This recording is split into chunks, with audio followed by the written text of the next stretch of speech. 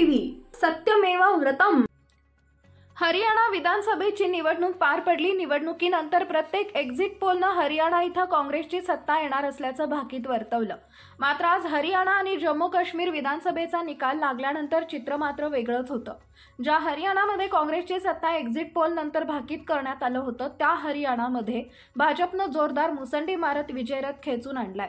हरियाणा निवडणुकीत प्रचारादरम्यान राहुल गांधी यांचं जलेबीवर केलेलं वक्तव्य खूप गाजलं आणि त्यामुळेच हिंगोली इथं भाजप विजयाचा आनंद साजरा करताना भाजप कार्यकर्त्यांनी अक्षरशः जलेबी वाटत जलेबी दाखवत आनंद साजरा केला। हरियाणा आणि जम्मू काश्मीर इथं झालेल्या निवडणुकीमध्ये भारतीय जनता पक्षाला दैदिप्यमान यश मिळालंय। त्यामुळे आज रोजी हिंगोली शहर भारतीय जनता पक्षाच्या वतीनं गांधी चौक इथं आतिषबाजी व जिलेबीचं वाटप करून जल्लोष साजरा करण्यात आला।